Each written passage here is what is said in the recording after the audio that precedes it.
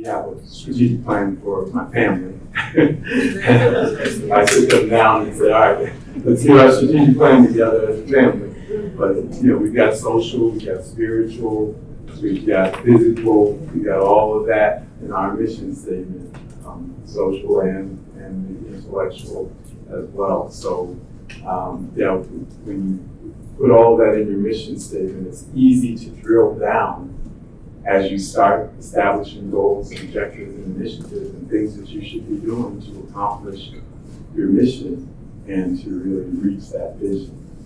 Great, excellent. Any others? Yes. I'll share.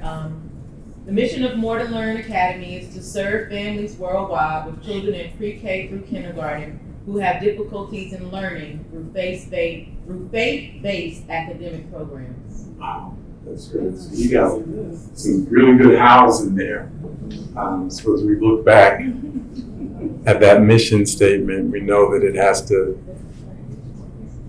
include what we do, how you do it, and who you're doing it for. So you've got those elements in there. Excellent. Anyone else? Yes. Mine is to spark curiosity and creativity in young minds through engaging STEM experiences by laying the groundwork for lifelong learning. Wow. Yeah. Spark curiosity. That's excellent. Yeah. And creativity. Yes. Prioritize foundational learning and childcare by providing creative experiences for children learn to play by supporting families and community. So creating, playing, and supporting. So you're creating, helping them play, and also supporting families as well. Excellent. Yes? Creating an environment that fosters curiosity, that fuels children's minds to explore opportunities and create lifelong. Wow. Yeah. Curiosity and exploration, and then that lifelong learning, which curiosity and exploration moves into. So, that'll sell on the elevator. You don't have to do too much explaining once you say that. Yeah. Anyone else? One last person. Before we move on. How are we looking in terms of time? We're good. Okay. All right. So y'all have been excellent so far. Everybody's got an A. You got your vision. That's simple, memorable, and inspirational. Some of you probably had to move some of those items, or probably should move some of those items from your vision statement into your mission statement, because we know that mission statement is what, how, and to whom. And now we want to get into the goals. Now this is where it gets a little more tedious and detailed, because you poured your poison with your vision and your mission. Now you got to drink it in terms of your goals. And the goal is sort of like your glass that you're drinking your vision and mission out of. And every time you go to the refrigerator, you take your vision and your mission, you pour it in your cup, your gold cup, and say, all right, this is what I'm going to drink in the morning. This is what I'm going to drink in the afternoon. This is what I'm going to drink in the evening. This is the Kool-Aid that I have signed up for. I'm going to drink it. So that's why that vision and mission statement they have to be not tight, but it has to be something that you really want to do. Because now you're getting ready to invest every day, every single day, in all of your effort to achieving that vision and accomplishing that mission. So the goals, they're statements of what you want to achieve according to your vision and your mission. So if you take one of your mission statements, many of you mentioned creativity, exploration, igniting bright minds. Now, what's your goal the broad level goal associated with each one of those. What do you plan to do when it comes to achieving that goal? So I looked at, one of our students or some of our students pulled down a strategic plan from Downtown Hampton Child Development Center, I believe, in Virginia. So their mission is to nurture young children by providing affordable, quality preschools that develop the whole child and foster school readiness. To nurture young children by providing affordable, quality, there's that word, quality, preschool programs that develop the whole child and foster school readiness. So now their goal, one of their goals, and I changed it around a little bit, so if you look at what they have out there, you may not see this exact wording, but it says, by 2022, all programs and services will support comprehensive STREAM programming. Does everyone know what STREAM is? It used to be STEM, science, technology, engineering, math, and now it's science, technology, reading, engineering, arts, and math. So now they want to say that all of their programs and services will support comprehensive STREAM programming. And that means that the programming is going to provide them, or with these quality preschool programs. So in providing quality, affordable quality preschool programs, they're saying that all those programs will have components of STREAM in them. But the point I'm trying to make is that you have to focus in on your mission to determine what your goals are going to be. So this particular goal is in line with the programming. It says affordable. I would, if I were talking to them, I would say, okay, what are your goals in terms of affordability? How are you going to do that? Which, for this coming year, what does affordable mean, and how are you going to make your programs affordable? And then programs that develop the whole child. Or let's go to foster school readiness.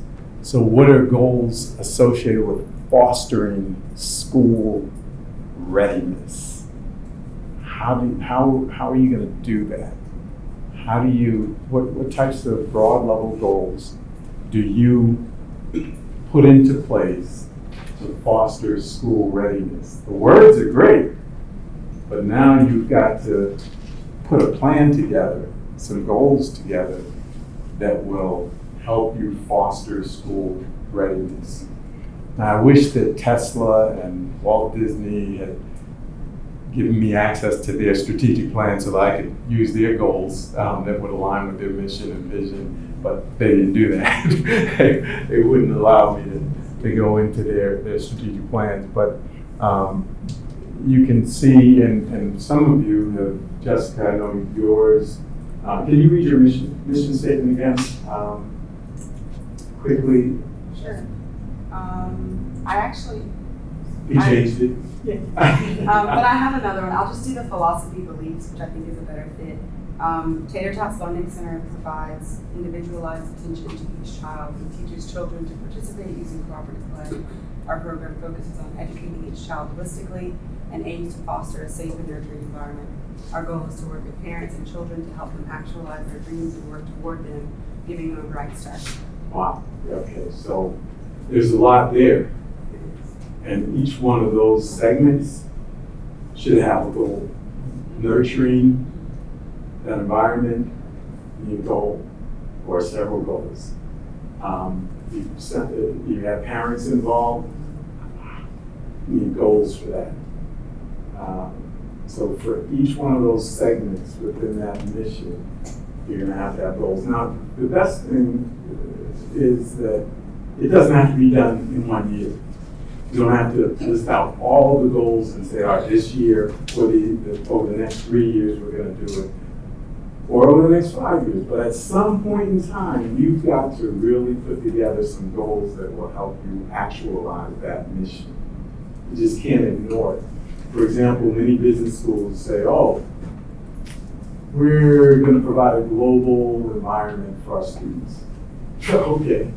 Well, now, does that mean you're going to send them to China, to India, or does that mean you're just going to teach them what it's like to be in China or what it's like to be in India or Africa?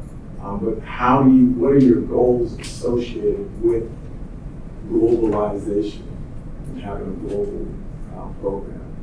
So again, the point that I'm trying to drive home, I hope I'm getting it there, is that you should take those phrases within your mission statement and establish goals for them. Even if you don't carry them out this year or in 3 years or 5 years, but you should have broad level goals for each one. So let me be quiet and let you establish or revise your goals that are associated with your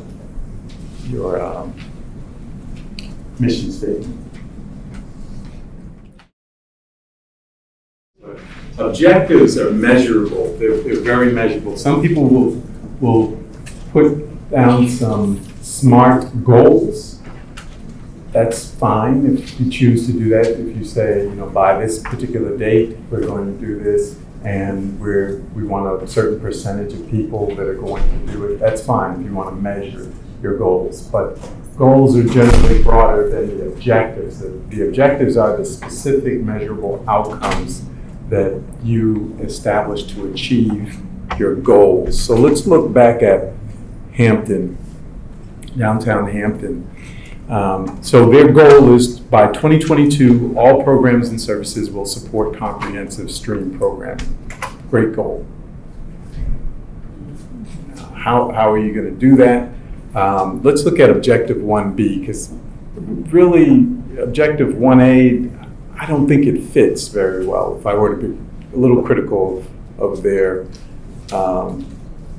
goals and objectives. But if let's take a look at 1A very quickly. It says by the end of June 30th, 2022, great, excellent.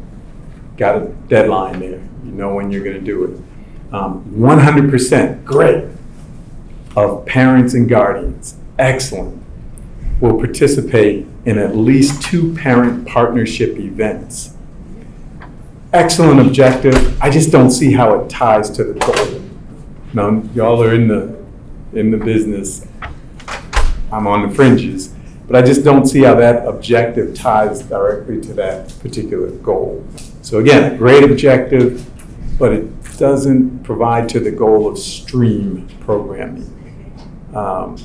Unless they're doing something in terms of stream programming with the parents in those events, but they should say that in that particular objective. But Objective 1B, I think, falls directly in line with the goal. It says by 2022, all programs and services will support comprehensive stream programming, and then Objective 1B by June 30th, 2022. Excellent. Got a date there.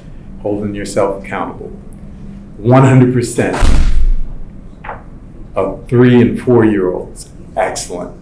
So when you come back and revisit this strategic plan, which you should, because it shouldn't just sit up on the shelf, but it should be a living, breathing document.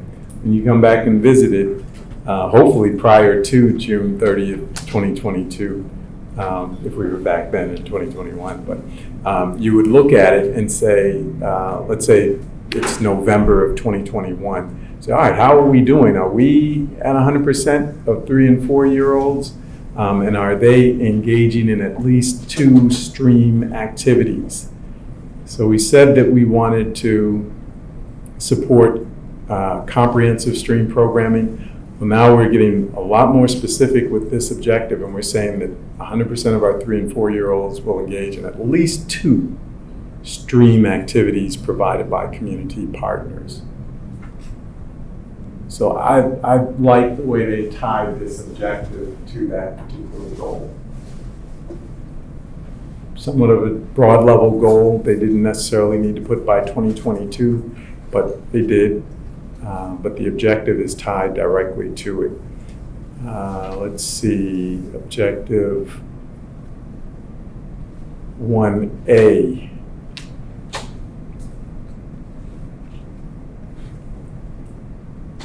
I want to skip that one and go to this one. So objective 1B, which was again tied to this particular goal. Now there's an initiative. So how, even though they say 100% of 3 and 4 year olds will engage in at least 2 STREAM activities provided by community partners, okay, how are you going to do that? That's great. Objective is measurable.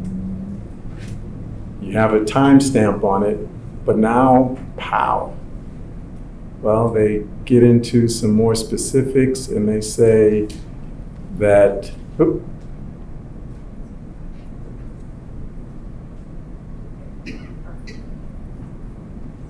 based on the initiative number 1B1, based on results of the needs assessment, develop proposed operational plan and associated budget needs to incorporate additional programs that ensure higher reading levels.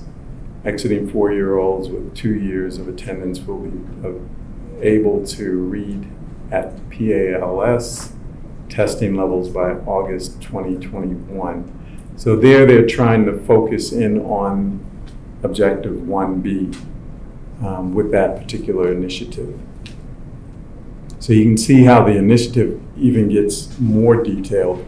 I would have worded it a little differently, or I would have established a different initiative. And let me ask some of you, if that is the objective, that 100% of 3 and 4 year olds will engage in at least 2 STREAM activities provided by community partners, what are some initiatives that you would do to make sure that all of your 3 and 4 year olds engage in at least 2 STREAM activities? What are some initiatives that you would put into place? Bring in a museum. Pardon me? If we want all of them to engage, then have a in-house field trip, so somebody coming in. From the A STREAM museum? activity. Yeah, very specific. Yeah, so you bring in a guest speaker from a museum. What else, Jessica? This may be a little more time consuming, but maybe not though, actually. I was thinking to have the parents, like if your child, have a meeting with them on like, okay, we have these different objectives or these different things that they can do. You need to choose 2 in order to stay in our program. I mean, All right, so giving them a list of activities and having them choose at least 2 from that list. before they graduate. Great, yes. I definitely like the brands home in, but I was thinking like for Durham, for instance, you could bring the bookmobile in, where they have an event with the bookmobile, they can get library cards, they're able to they get free books in, and then somehow tie that into if the parents come to so many events or 2, go to 2 things, you're gonna get a discount tuition or something like that. Yeah. Something to make a way to Yeah. Excellent examples. What I've found is that we are great at coming up with initiatives and things to do. We go to this conference and we find out, oh, they're doing this over here, we gotta do that too. Oh, they're doing this over here, we do that too. Ooh, I got a great idea. We just do initiative, action, but doesn't line up strategically with what it is that we said we are going to do and what we're about and where we are headed. That's where the $1 million ideas come in. Because if your initiatives don't line up with your vision and your mission, you get tired, you get burned out. Because, you're doing a lot of stuff, but is it really helping you accomplish your overall goal? Is it helping you do what you say you're all about? And is it helping you reach that vision, which is almost out of reach all the time, but you should be striving to get there. So the initiatives, actions, oh, we're so good at that. You can come up with, I can turn on the radio and come up with 5 ideas. Just listening to the radio, ooh, wow, ooh. Listen to TED Talks, ooh, that's a great idea. I listen to Freakonomics, and they have some great programs, great ideas. Read a book, ooh, great ideas. But do they really fit into who I am and who I want to be? We're all in that area where we are becoming. We are, but we are becoming. And as we are becoming, there's that tension. And we need to make sure that we know what we are trying to become as a business or as a person. But here we're talking about business. What are we trying to become? And then our actions need to be lined up strategically to become our best at that particular endeavor. So there's always that tension. When you have more employees, more partners, then it becomes more difficult to maintain that happy medium or tension between who you are and who you are becoming. In the business school, we have a lot of faculty with a lot of ideas, a lot of different things that they would like to do, a lot of different areas. In the Center for Entrepreneurship and Economic Development, a lot of different directions. Talk to Dr. Blackwell, she'll say, ooh, we want to do this. Talk to Black Chamber, ooh, you should be doing this. Talk to the Greater Durham Chamber, ooh, you should be doing this. Talk to folks here on campus and over in nursing or in Poli-Sci, oh, you should be doing this. We've set our plan up. We know what our vision is. We know what our mission is. And this is what we're all about. So when Dr. Blackwell came and presented this opportunity, because this fell in line with what we are becoming and who we are.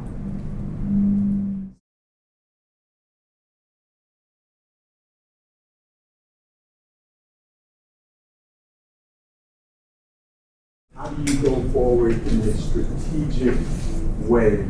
And you use your language, so strategic planning can be discussed in multiple languages.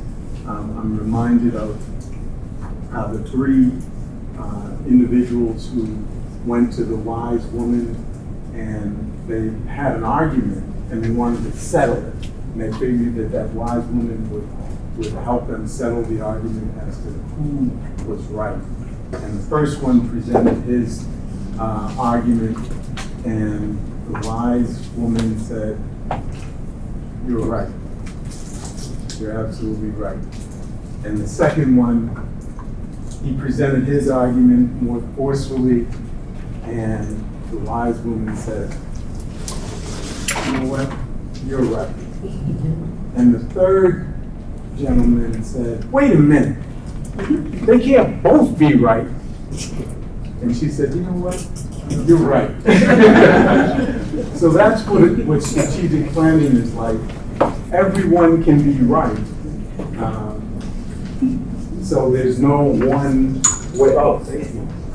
All right, thank you. So there's just no one way to do strategic planning. All right. So let's back up, and I promise not to give you death by PowerPoint because this is your time. We sent out a sheet so that you could put together your strategic plan, so that you could put together your vision, your mission.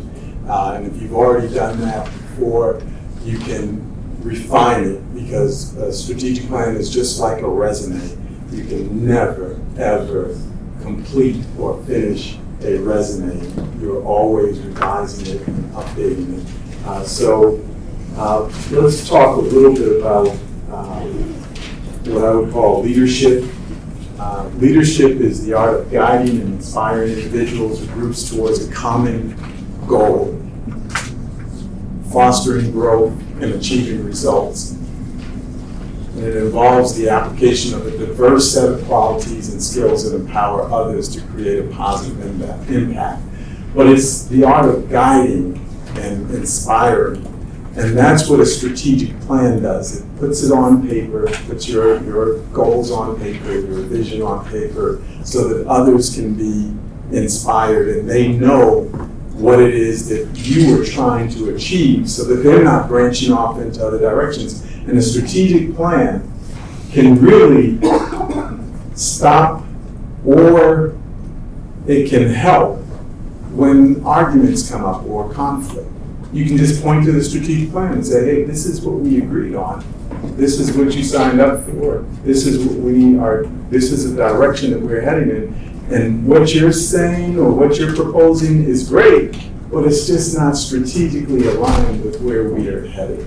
So that's what leadership is all about. It's about creating the vision. It's about communicating that vision. It's about problem solving, holding yourself and others accountable with that strategic plan. And then what Yolanda mentioned and Stephanie echoed, innovation. It's about being innovative, creative. How can I really find my niche? So taking the time out to think about what it is that you can do better than anyone else. And you can share it with whatever you decide to do. You can share it with others because they can have your idea, but they can't have the drive. They can't take your drive and your passion for doing it. So even though they may have the idea, they're not going to do anything with it. But you can.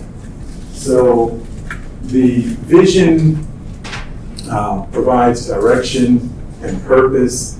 It's what the leader uses to formulate the team. So based on your vision, you will hire individuals or partner with individuals to be a part of your team. Motivation and inspiration, hopefully your vision will be motivating and compelling to individuals. They will look at it and understand it quickly. You don't have to do a whole lot of talking. You may not have a chance to do a whole lot of talking. You may be on the elevator, as they say, you need an elevator pitch. By the time you get to that 5th floor, you either got the deal or you don't. But if you have a compelling, concise vision, boom, and you can rattle it off at 2 o'clock in the morning if someone wakes you up, you can just tell them what your vision is. That's all the better. So it allows you to engage individuals. Resource allocation based on your vision. I believe it was Stephanie that mentioned the time, the money, and the resources. You have to be able to allocate those resources based upon your strategic plan. How much money do you need? How many people do you need? And some of you are good, I can tell. You can keep a lot of information in your heads. I can't do that. I've got to write it down because I'm going to be moving in a lot of different directions. I need to come back and look at that strategic plan to determine where we need the resources. And then measurement and evaluation. Many of you are going to be applying for grants. Many of you have applied for grants already, but you're going to be measured.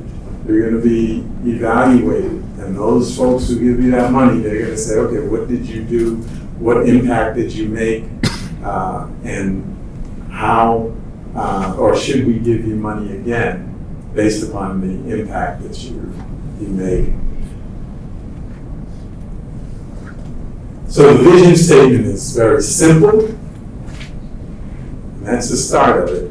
So it's very simple, it's memorable, and it's inspiration. Simple, measurable, and inspirational. Let's look at a few of these. And when I worked in the paper industry, we used to go over to the pharmaceutical industry to beg, borrow, and steal ideas. It was a different industry, but yet we got a lot of great ideas, and you as childcare providers can get some great ideas from other industries. You mentioned CRM. CRM is used in a lot of different industries. Could you say what that is, CRM? CRM, Stephanie, explain what CRM is. I'm sorry, computer resource management, so like your break rooms or your QuickBooks, even Excel is the old school version of your computer. There are a few macros in there. Yeah. Old school book and ledger. And just to give you a quick example, in the paper industry, we had to keep track of rolls of paper, huge rolls of paper to determine where they were. Well, who tracked items better than the pharmaceutical industry? Drugs, they had to know what lot number those things came off of so they could easily track down those drugs. So we were able to use their technology and techniques so that we could track down paper. But again, I say that to say that you can utilize examples like these to come up with your vision statements. Google, to provide access to the world's information in one click. Is that memorable? Does that resonate with you? Understandable? IKEA, to create a better everyday life for many people. We're broad, but still, you get it. TED Talks, spread ideas. Very simple. Tesla, to accelerate the world's transition to sustainable energy. So they want those electric vehicles in every driveway. And the one that I like the most is business, to make people happy. To make people happy. So these are what I think are some great examples of vision statements that are simple, memorable, and inspiration. So what I'd like you to do at this time is work on your vision statement. We distributed a handout. We actually sent it out via email to you, and you should have one in front of you.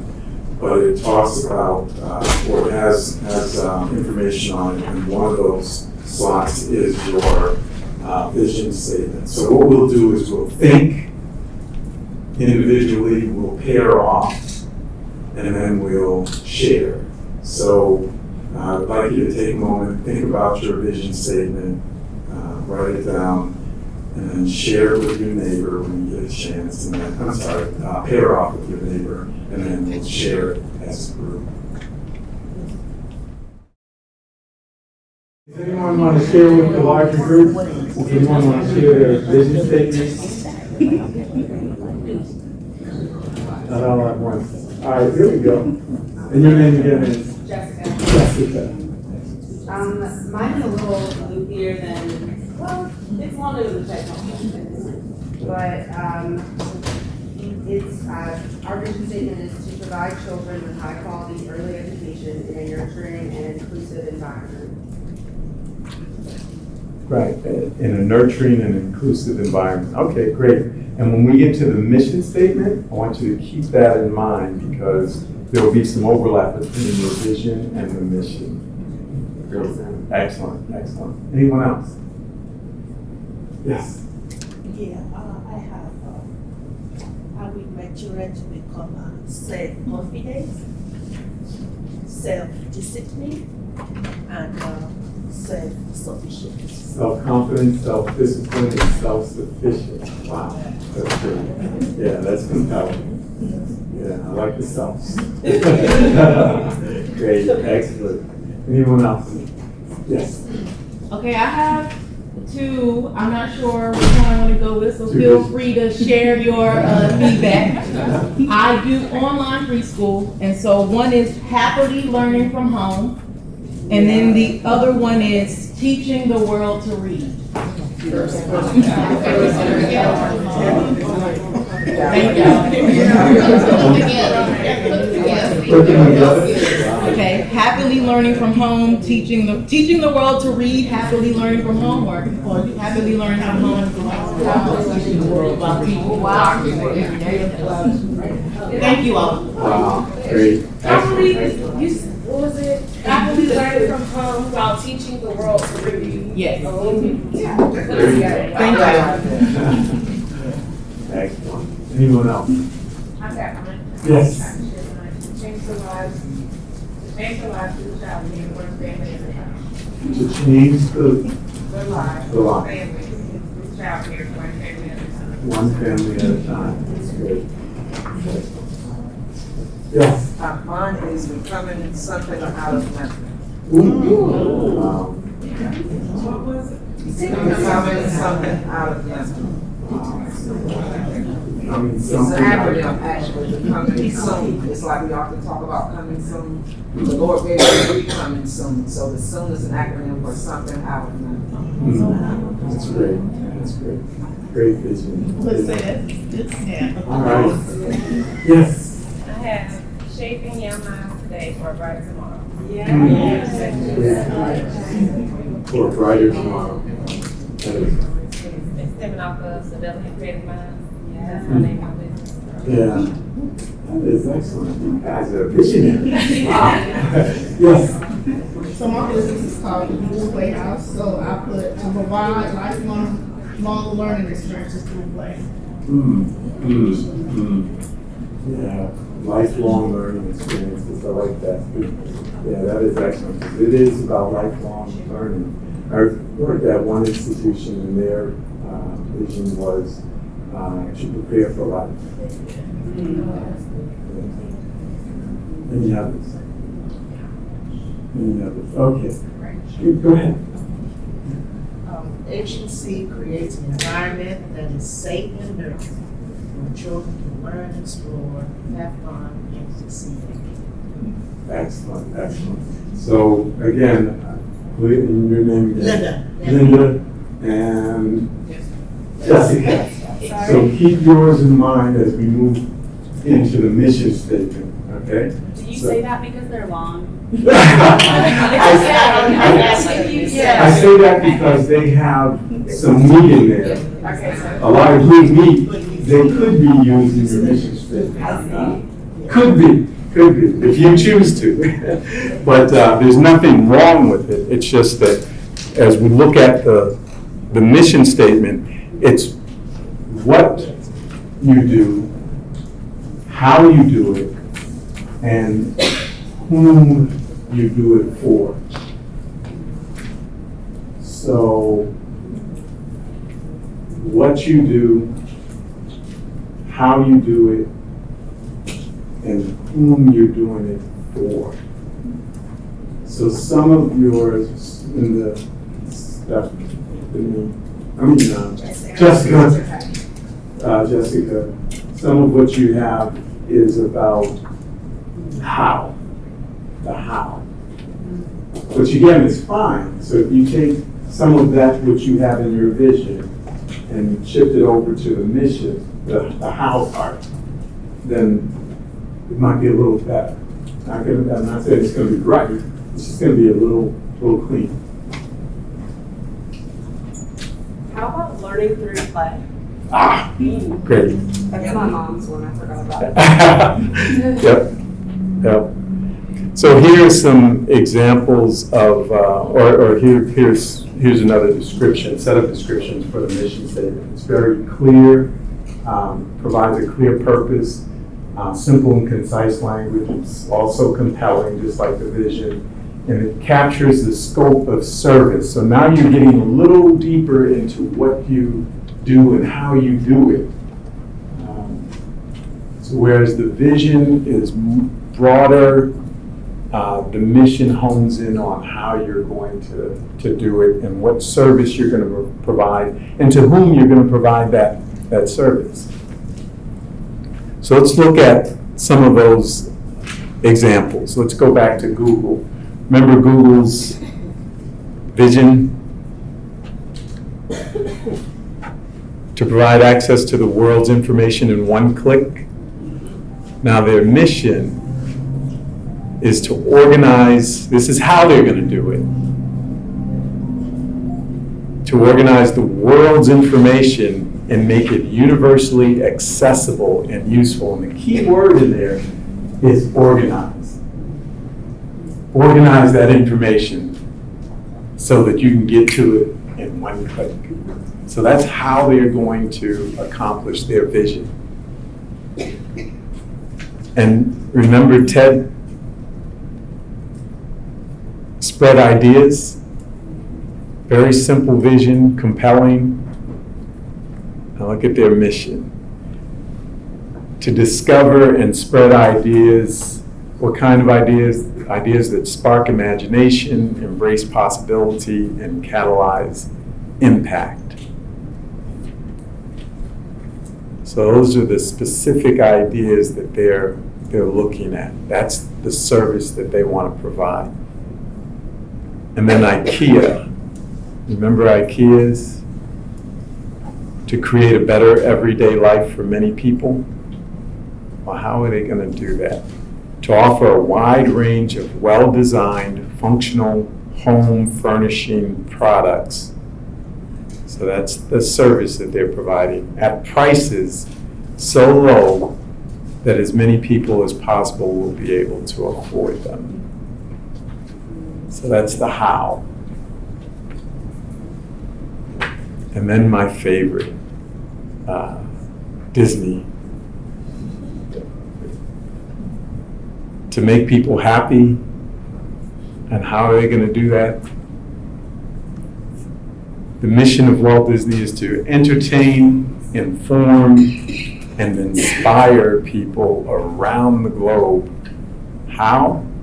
Through the power of storytelling, reflecting the iconic brands, creative minds, and innovative technologies that make ours the world's premier entertainment company. Now, they didn't say they want to be the world's premier entertainment company. They said, no, to be the world's premier entertainment company, to continue being. This is what they need to do, and this is what they are doing, and this is what they're all about.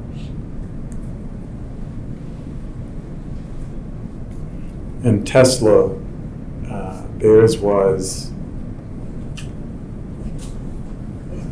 to accelerate the world's transition to sustainable energy. That was their vision. And their mission is to accelerate the advent of sustainable transport by, and this is again the how, by bringing compelling mass market electric cars to market as soon as possible. They even have a little bit of when in there, as soon as possible.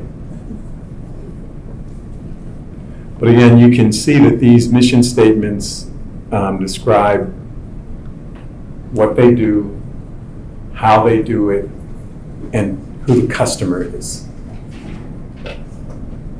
It's clear, it's simple, it's compelling, and it really encapsulates the scope of service that they provide to other people. Would you go back?